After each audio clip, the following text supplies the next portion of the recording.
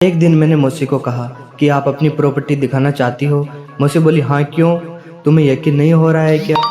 मौसी की बातें सुनकर मैं अंदर से घबरा रहा था। मन ही मन में ये सोचता था कि काश कभी मौसी से सच कहूँ।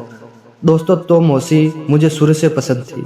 कई बार मैं मजाक मजाक में उनको छू भी लिया करता था, मगर मौसी को इस बात का जरा सा भी अंदाजा नहीं था। मगर उस दिन जब मैं छत के ऊपर था, तभी मौसी भी वहाँ अचानक से आ गई। मौसी को देखकर मैंने मोबाइल छुपा दिया। मौसी मुझे थोड़ी देर खड़ी होकर देखती रही, फिर मेरे पास आई और सीधे धीरे से बोली, अरे क्या, क्यों छुपा लिया? वैसे तो ये तो आम बात है, आजकल ये हर कोई करता है। मैंने खामोशी से कहा, आपको ये कुछ गलत नहीं लगता? तो बोली, क्या बात करते हो, गलत क्यों लगेगा?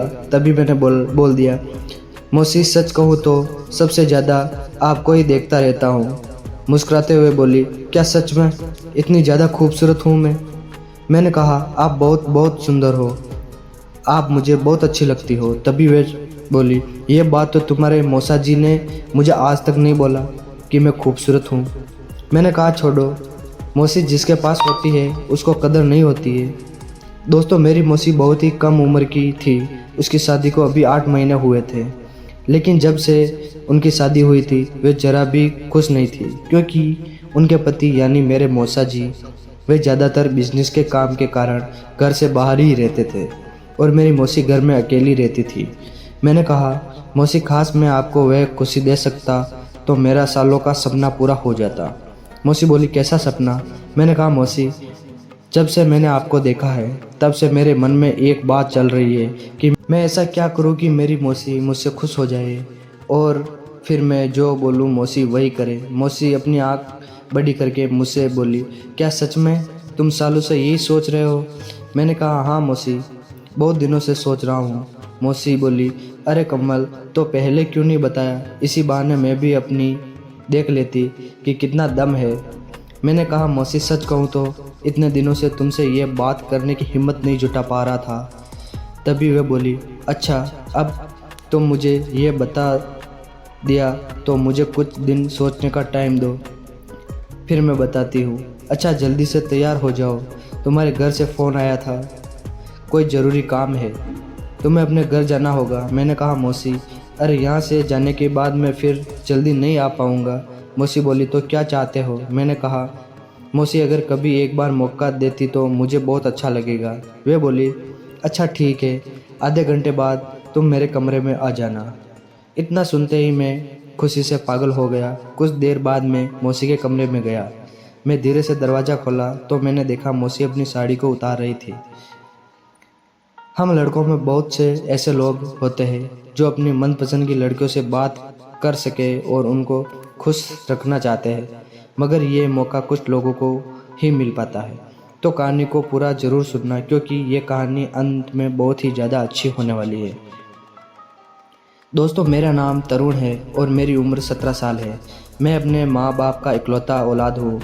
भाई लोग, मेरी एक मौसी है जो किसी कारण हमारे साथ ही रहती है। मेरी मौसी बहुत सुंदर लगती है। एक दिन मुझे अपनी मौसी के कुछ हिस्से देख लिया। मुझे मौसी बहुत अच्छी लगने लगी। मौसी का दीवाना बन गया। उस दिन ऐसे में जब भी अपनी मौसी को देखता तो वह उनको देखता ही रहता। मैं सोचा, मौसी हमेशा इतनी दुखी और वीरान क्यों रहती थी? मौसा से खुश नहीं है। तो मेरी मम्मी पापा एक कंपनी में काम करते थे। वे सुबह 10 बजे अपने काम पर चले जाते थे और शाम 4 बजे ही घर वापस आते थे। इस वजह से घर में सिर्फ मैं और मेरी मौसी ही रहती थी। मौसी मुझसे बहुत सारी बातें करती थी। जब मौसी मुझसे बात करती थी, सिर्फ उनको देखता रहता। एक दिन मौसी ने मुझे पकड़ लिया। वे बोली, क्या देख रहे हो तरुण? मैंने कहा, मुझे आप बहुत अच्छी लगती है। यह सुनकर मौसी शर्मा गई। मम्मी पापा काम से वापस आए। पापा ने मुझे और मौसी को सबको बुलाया और बोले, सब लोग सुनो, आज मैं एक बहुत बड़ी खुशखबरी लेके आया हूँ।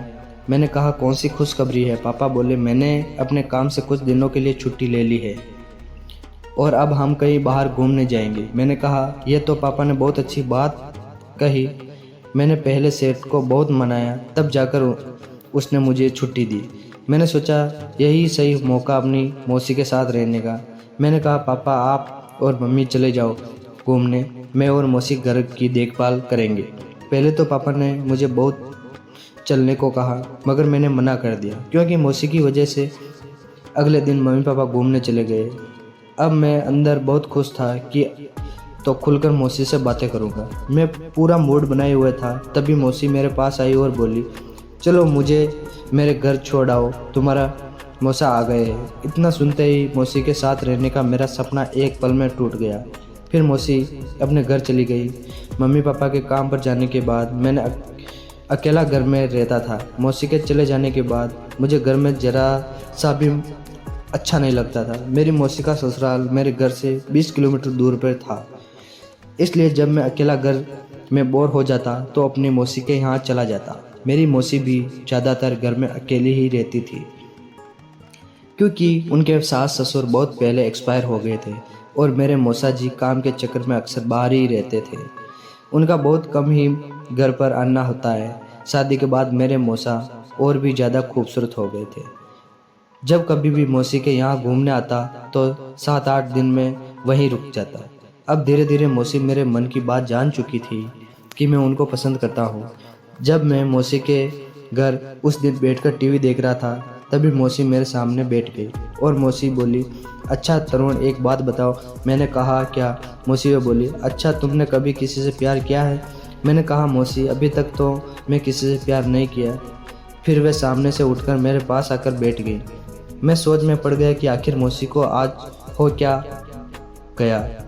थोड़ी देर बाद मौसी बोली देखो तरुण मेरे पास एक कुआं है जो अभी थोड़ा कम गहरा है, लेकिन मैं उनको थोड़ा खुदवा कर और भी गहरा करवाना चाहती हूँ।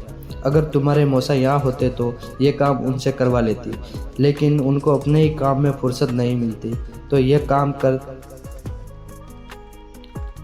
काम कैसे करेंगे। मैंने कहा मौसी कोई बात है, अगर तुम कहो तो आपका ये काम मैं ही कर दूँ। वो बोली तो ठीक है, मगर काम शुरू करने से पहले एक बात याद रखना, कुएं को थोड़ा ध्यान से खोदना, कहीं तुमको कुछ हो ना जाए। मैंने कहा मौसी तुम टेंशन मत लो, मुझे अच्छे से ये काम आता है, तुम बस ये बताओ कि काम कब शुरू करना है, देखना ये काम मैं कितने अच्छे से करता हूँ। वह बोली चलो ठीक है। अभी काफ़ी रात हो गई और मैं बहुत देर तक कुएं की खुदाई की और बहुत मज़ा किया और फिर हम सो गए। दोस्तों आपको मेरी कहानी कैसी लगी कमेंट करके ज़रूर बताएं। वीडियो अच्छी लगे तो लाइक शेयर सब्सक्राइब ज़रूर करें। धन्यवाद।